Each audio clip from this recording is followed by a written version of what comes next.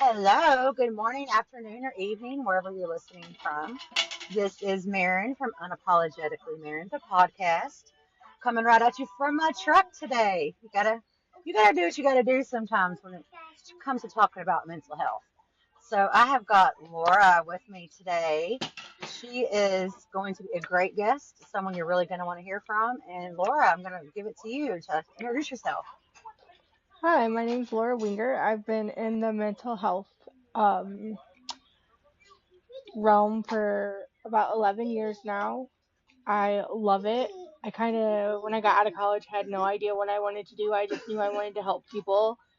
And I stumbled upon my first big person job, and I've been there ever since. Kind of how I was too. I stumbled across that big girl job and was in HR for healthcare for 25 years until this past year. Well, now I'm a stay-at-home wife and I get to do TikTok and podcasting full time. And it's been a dream helping my mental health, that's for sure. So tell us exactly what is it that you do in the mental health realm? So right now, I'm a skills coach leader. So I lead a group of skills coaches. I did that job before I got into this position. In that job, we go out. So I think of it this way. You think of therapy is like that's where you do all the deep rooted stuff. Like, why am I always angry? Like, what you find that like main thing in therapy. So you work with your therapist. The skills coaches come alongside and we teach you like the coping skills, like grounding techniques.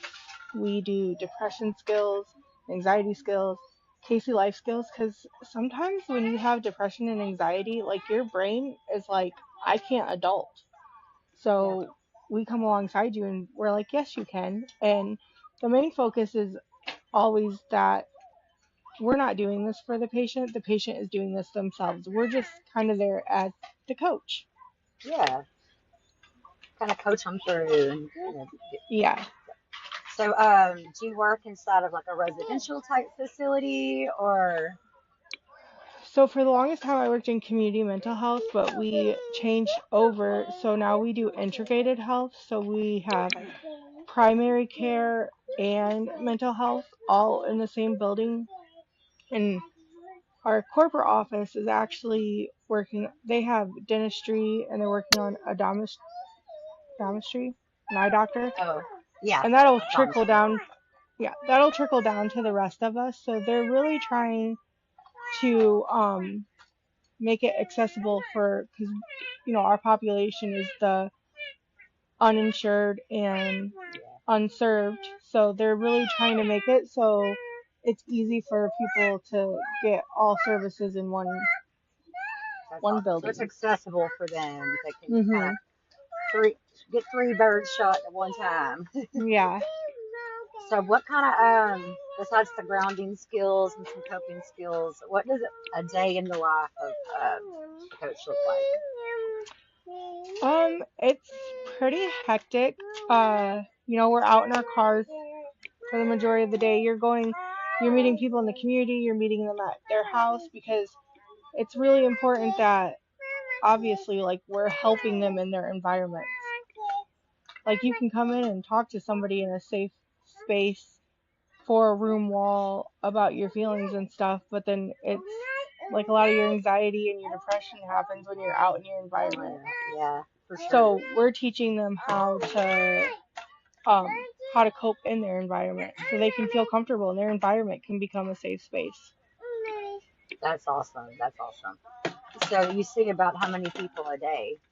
Like a large caseload or? No, the nice thing about our skills coaches, they have probably about anywhere from 8 to 10 people on their caseload. It really just depends on the level of need of the patient they see. And then they can see anywhere from like, I would say probably like 3 to 5 patients a day. Sometimes it's lighter. It's a very, they're not very micromanaged. It's a very much like you're an adult. You can go do your job. And Yeah, it's based on like what works in their schedule and what works in our patient's schedule. So I know some coaches might work like 4 hours a day and see one patient one day and work 12 hours the next day and see like 7 patients. So it's kind So it of really, convenient for them to set their own schedule. Like, yeah, that's yep, enticing. yeah, And it kind of sounds familiar. Like, part of my story is that, I suffered from alcoholism, and in December of 2024, I went into rehab. And then after rehab, a lot of the people go into sober living.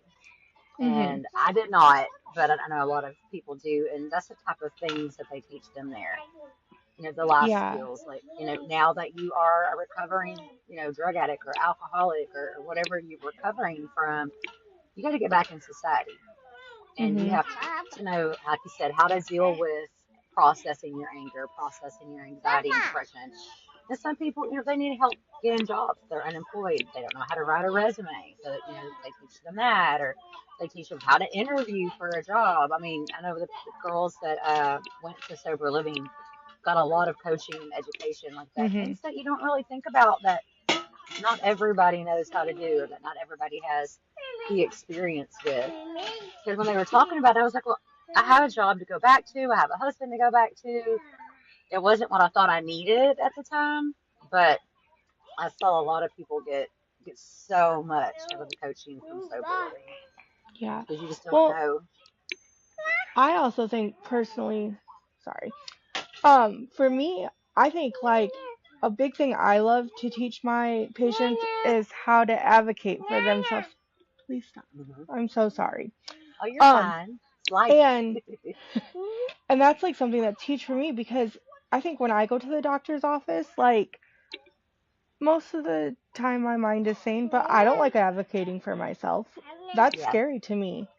yeah, And you have people that like, they're telling you all these problems that they have, and they go into their doctor and they're like, "Yep, I'm fine. Everything's great." It's like, wait a minute. yeah, Like, didn't we talk about this? Like, I'll help you. We'll get through this. And like, I love it. I have one patient that the last time I took her to the doctor, she was like, told the doctor what she needed, told the doctor what was wrong, really advocated for herself. And I was just like, look at what you just did. Like, you yeah, just did that. I was like, I'm so proud of you. yeah. And having that reinforcement and that Mhm. encouragement, and let them know you're proud of them, makes them proud of themselves. And Yeah. something like you said, as small as going to the doctor, I know I can advocate for myself, but I know my husband has a hard time doing that for himself. He's going for a reason, because he never goes to the doctor. But when he's there and they're Yeah. asking all the questions, that's why I usually go with him, because I'm like, but wait a second, honey, remember this is going on, or this is going on. Like, you have to make sure. And sometimes either A, doctors are intimidating. Mhm. B, sometimes your mental health sometimes you're embarrassed. You don't want to talk about the issues that you have. Or sometimes you feel like doctors think you're a drug seeker. Yeah. Like, if And I I think have anxiety and I need anxiety medication, and it's just like, oh, they're here for Xanax. the And that's other horrible problem with stigma. too is that I've noticed is that, which is, I guess my mind doesn't understand this because if you have Medicaid, the doctor's getting paid no matter what.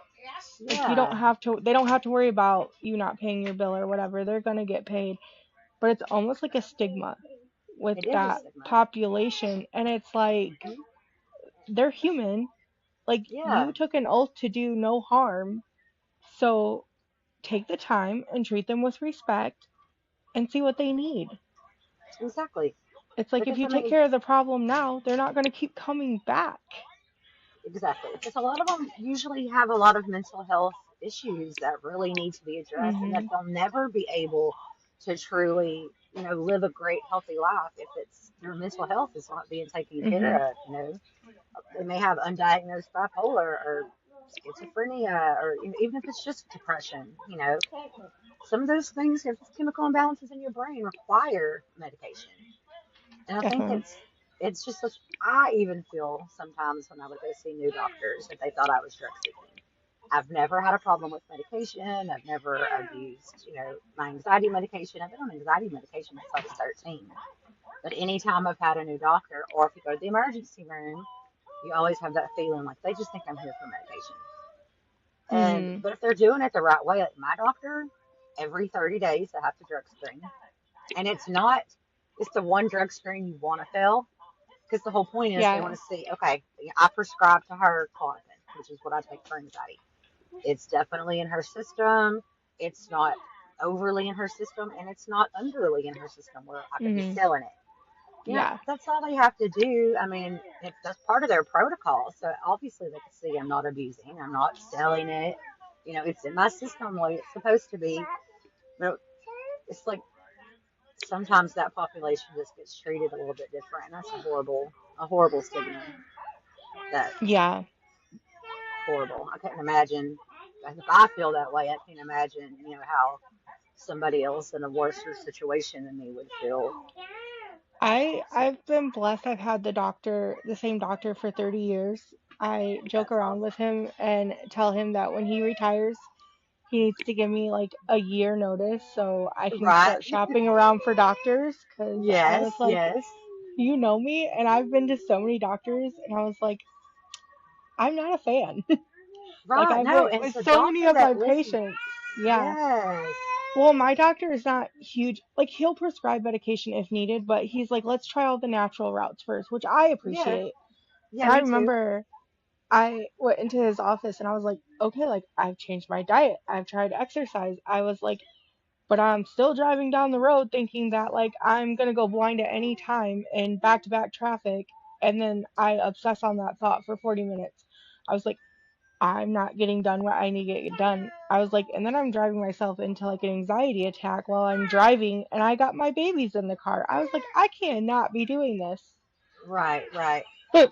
And you kind of, I could relate to that so big. That's such a big part of my story, actually, is that last year, well, not last year, I'm sorry, 2024 in October, I was going to the corporate office, which is several hours away from where I lived.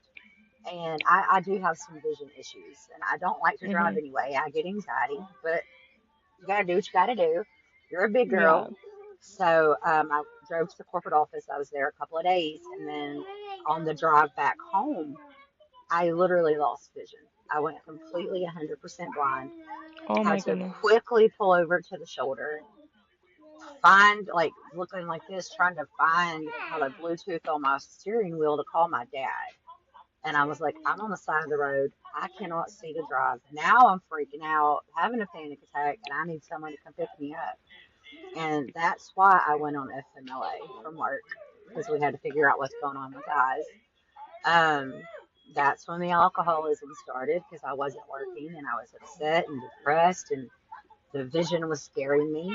Um, Besides to the corner store at the end of my road, I have not driven since October 2024 because Mm. of anxiety and fear. And that was one of the biggest reasons why I had to early retire. I couldn't even drive to my job anymore. I mean, the anxiety from it was so bad. The PTSD from the experience was so bad. I And can't it's even like, imagine because like yeah, I like my not to like downplay, but like my sight was fine. It was my brain that is just like yeah, so girl, I'd pull over too and be like, I ain't touching that. My grandma was uh-uh. like that. She was learning how to drive and she hit a telephone pole went, and never got her license, never drove again. And I'm No, just it's like, like, complete yeah. PTSD from it.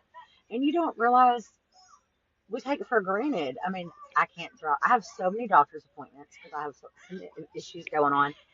I have to wait for my mom to take me, or my sister to take me, or my husband to take off work and take me. Uh, I use delivery for everything. Walmart.com is like my best friend. Amazon, I mean, every TikTok Yeah. shop, whatever. I mean, I have to order everything that I do, even if it's the dollar store, which is literally like 5 miles up the road. I will call it, the dollarstore.com thing and order whatever I need from the dollar store. And it's just like, I can't even jump in my car and go get my nails done. I can't even go jump in my car and go get a soda that I don't need. Like, Mhm. I just, I can't. And I've tried, and it's not the vision anymore. It's the mind that Mhm. have so much PTSD from the experience. I'm so scared it'll happen again. I cannot. I just have not. I know Yeah. I can. I just have to figure out what I need But to do to get me back there. it's almost like you're like, I know I can do this, but then you're so focused on your vision not losing again that you can't focus on everything around you. Yes. And Yeah. it's scary. I'm like, I'm in my early 40s, didn't intend to be retired, which of course affects your household income because we're a Oh two yeah. person working family. We both had our jobs, so your mortgage, all those things are based on what you bring in. So granted, Mhm. my mortgage is kind of expensive, but it wasn't when I had two people paying, me and my Yeah. husband's income. So I was like, I've got to figure out now how to supplement. What am I going to do? And I can't just work from home remotely because of the vision. So Yeah. with the computer, it just sounded like he's like, it's time now to do what Maren wants to do. You've been talking about this podcast for years. You're going to do it. He I said love last, that though, like all the people you're going to help and yeah, like I the love things it. that you're going to get out of it. Yes. It's therapy for myself, just hearing everyone Mhm. else's stories, and it lets you know you're not alone. Other people experience the same things, sometimes a lot worse. And look, they're here, they're giving their story, they're speaking out. They're trying to break this stigma that you don't talk about your feelings. No, talk Mhm. about your feelings as loud and as proud as you can. If you need help, you ask for help. You get help because you don't deserve to have to feel that way every day. We don't have to feel not good enough. We are good enough. We just have to figure out how to tell our brain that so that it remembers. And For I'm the sure. person that doesn't always listen to what I say. Like I can give the best advice. That's what HR people do, just like psychologists. But listening to the advice myself, a little bit hard. A little bit Oh, hard. definitely. Well, I told my doctor that. I was like, I know well, not all, I won't say all, but I was like, I know a good majority of coping skills. I was Hmm. like, that's my bread and butter at my job. And I was like, and Yeah. trust me, I try to use them, but I'm like, it doesn't, like, when my brain has attached and decided that, like, we're gonna sit and, like, just replay this in my head over and over again, I'm like, it doesn't matter what coping skill I try to use, it's not going away. Right. Right. You're like, I know what to do. This is what I do for a living, and it's just not Yeah. working for myself. I feel you on that part too. And that's And then what's I'm so sitting there. is frustrating. Yeah. And then I sit there and think, I'm like, oh my gosh. I was like, is this how my patients feel when I'm just like, take a deep breath? Or I'm like, they gotta be sitting there like, I want to smack her. Like, if it was I just as know. easy as taking a deep breath, I wouldn't need I, you. I wouldn't need you. This would be totally fine. I would have no issues. I could take deep breaths. So the grounding skills. I've heard about that. I have a friend of mine who's always saying she's using grounding techniques. So explain that a little Mm. bit more. It's really just a thing for like, kind of like when a lot of people use it when they disassociate or like they're out of the moment. So to ground, it's like you're trying to get in the moment. So a lot of people do I can never get this right. So I'm sure someone's going to correct me. I think it's like, it's the 5 things you can see, 4 things you can feel, Hmm. 3 things you can hear. I know it's 1 thing you can taste, and then I can't think of the others. It's using Yeah, like your that's senses. yeah, that's what Um, she had me do that I'm one day. I'm obviously not good at that one, so I don't usually bring that one up because that's a lot of remembering for me. The grounding I like Yeah. is really just like it kind of incorporates that. It's just not as in depth. So like I have a patient that loves nature, so Hmm. we spend a lot of time during her sessions at the park because Okay. Yeah. she's able to enjoy the scenery, but also um her mind's so focused on the scenery and the park that her she's just able to share everything because Yeah. even though she's Sounds opening up, comfortable. she's not really thinking about what she's actually saying, which is so funny because I think sometimes, like, obviously when you're in therapy and when you're in or with skills coaching, or when you're anything like with mental health, when you're getting help, you have to be vulnerable. There's Yes. such a stigma out there that like you have to become vulnerable, and your brain is like, no, that's scary, I don't want to do that. And so a lot of times that's why some parents get annoyed with us, because they're like, all you do is play games with my kids. And it's like, yeah, but while I'm playing games with your kids, I'm also teaching them how to listen to directions.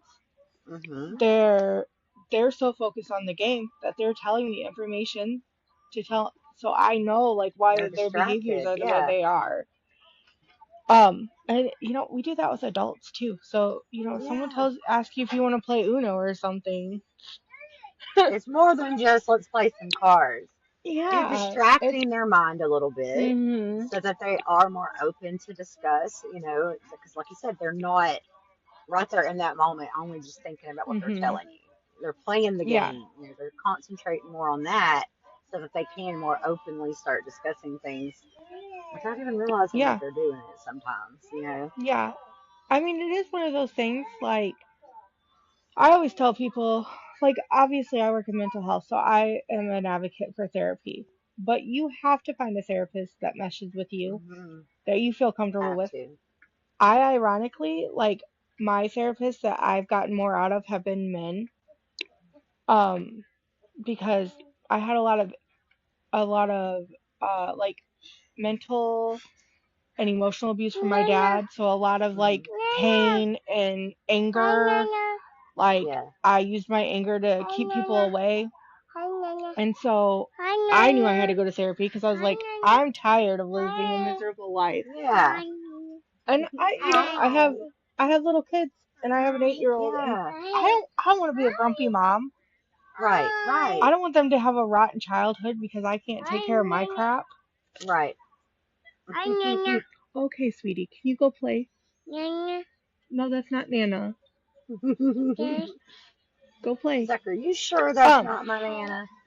I know. Um, so I went to therapy with this lady that was like highly recommended, and she's like, okay, well, like I think we need to work on your anger, and I was like, yeah, but like I need to work on the hurt that was caused by my dad's actions, because that's where the root of my anger comes. And she like didn't want to touch that, and I'm like, okay, well, this is Okay, not gonna well, work. yeah, exactly. No. Like, You so have to get down to that root cause. yeah, and it's not easy. I mean, No. some people are like, will vomit their trauma. Other people, it takes weeks to get them to break past, like, oh, it was a pretty decent week. And that's okay. That's our job as a therapist, is to just help you process through. Yeah. And that's why, like, therapy works if you find the right therapist. And it's okay. If Yes. you don't get along with your therapist, fire them. Yeah. They, I've been through several. I yeah. mean, several. I And mean, now even I do as have a, someone I trust. And there's so many different ways to get therapy now too. I mean, some people mhm, are a little bit, I don't want to go in person. I'm a little nervous. Well, now there's online, places yeah. like BetterHelp and, places like that. I know a lot of people who use those services. And, I it's do just like us online right now. therapy. Yeah. I mean, it's I'm the like, same thing. And I convenient. I am a full-time mom. Well, obviously I'm a full-time mom. I work full-time. I'm a full-time master's student. I don't have the extra hours in the day to drive somewhere No. to get therapy. So like Yeah. I do virtual online therapy, and you get the same thing out of it. Same thing. I do. I agree 100%. It just Because depends there's even on what times works for where you. my own therapist, who I do see in person, a lot of times I see online as well. Like, if she's like, can you come in at 4? No, but I really need to see you. She's like, okay, we'll do a virtual. Yeah. And it's like, great. My same therapist, and I don't have to find a ride up there, especially she does it a lot now because she understands it is hard for me to get there with not able to drive. So, I mean, it's Mhm. perfect. It's perfect. But I'm definitely an advocate for therapy as well. And there's all different types of therapy. So if you don't want to sit there and talk to someone on their couch, I mean, there's art therapy, there's music therapy, there's pet therapy. I know I live in the country, and equine therapy is a big thing around here with the horses. I mean, there's just so many different things you can do.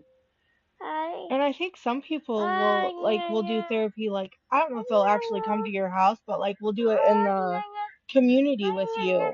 Yeah. Especially for the, oh my gosh, I just lost it. The therapy where they like, so in your case, your therapist would get in a car with you and be like, we're gonna drive down here. I cannot believe I can't think of it right now. It's mom brain.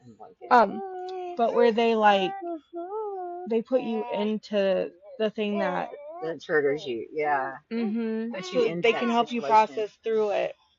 But it's like little by little. So it's not like, they're not going to be like, okay, I'm going to take you to Chicago and we're going to drive around the block.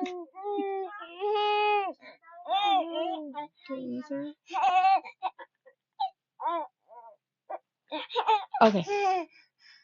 I was like, oh no, I think it froze. Hope I can't hear you.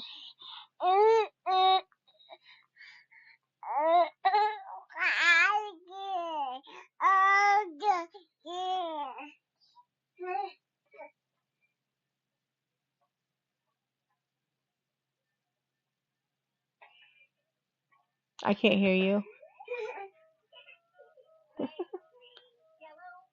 Mm-mm.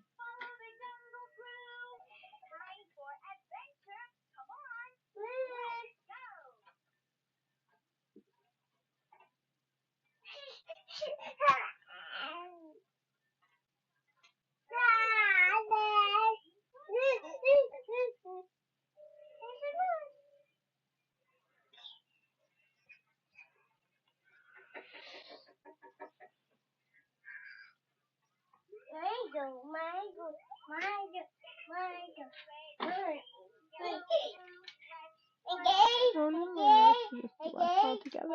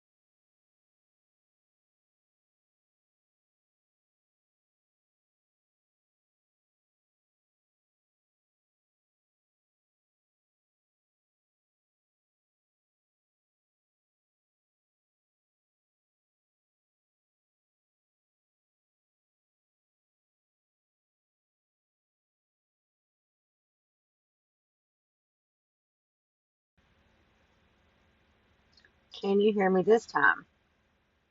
Oh my gosh. Hold on. I'm going to kick this thing.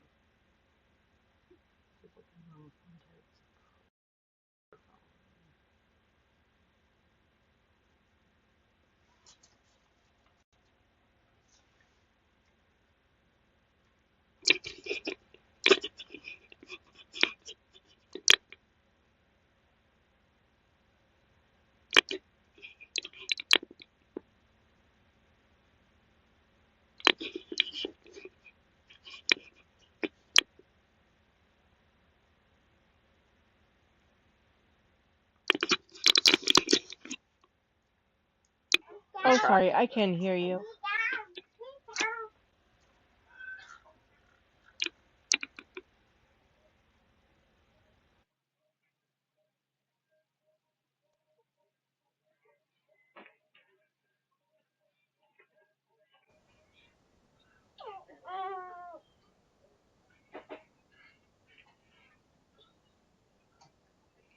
Well,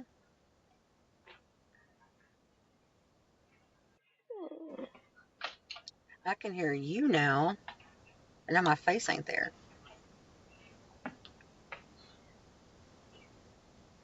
Can you hear me and just not see me?